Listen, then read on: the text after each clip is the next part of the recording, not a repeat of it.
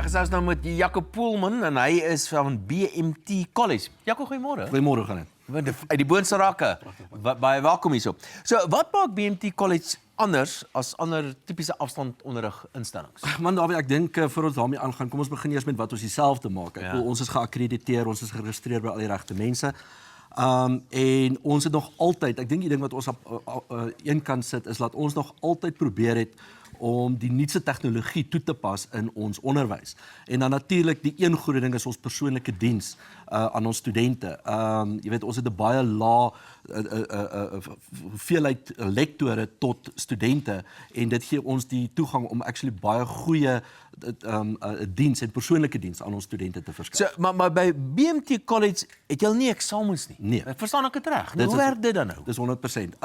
So al ons kursusse word aanlyn aangebied. Ons leer metodes en ons leer filosofie is dan spesifiek so opgestel dat ons konsentreer om die teorie aan studente te leer, maar om daai teorie prakties te gaan toepas. Dit is dan ideaal vir jou werkende persoon en mense wat nie noodwendig kan afvat elke dag om te gaan leer of te gaan eksamen skryf nie.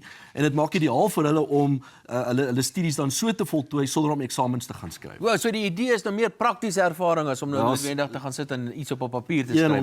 100% so. Nou, wat se kwalifikasies is wat julle alles bied? Dawie, kyk, BMT College staan vir Business Management Training College en dis dan ook waarin ons spesialiseer.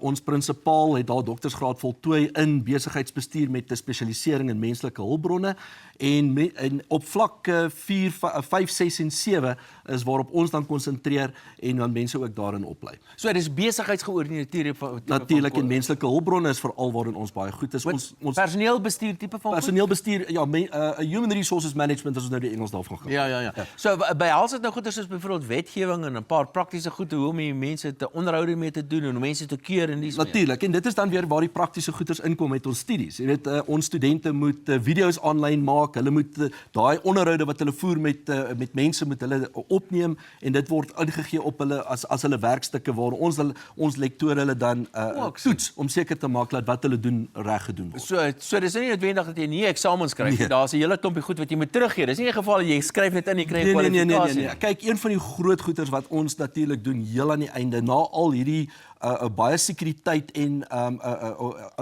autentiteit wat ons insit om studente seker te maak dat dit wel hulle eie werk is wat hulle inhandig. Heel aan die einde van die studies is daar elke liewe student gaan deur 'n onderhoud deur 'n paneel van ons lektore wat seker maak dat dit wat hulle geleer het hulle wel kan gaan toepas in die werk. So gebruik julle 'n klomp gevalle studies en gee dit vir die studente om te kyk hoe hulle reageer. Die gevalle studies is baie belangrik. So die studente doen dit van die begin af. Selfs op hulle eerste jaar begin hulle al in die gevalle studies bekendgestel word, maar die onderliggende teorie is altyd, dis 'n baie belangrike ding, want dit is wat jy ondersteun, dit is die ding wat maak dat jy op die einde daai ding gaan toepas in die werksplek. Kyk, een van die grootste terugvoere wat ons kry van ons studente is dit wat hulle geleer het, kan hulle onmiddellik in die werksplek toepas. Wat natuurlik belangrik is, 'n werkgewer wil natuurlik iemand in diens stel, hy wil hom nie gaan oplei nie, hy wil hom dadelik hy moet kan gaan werk. Wanneer kan 'n mens nou registreer hier by julle?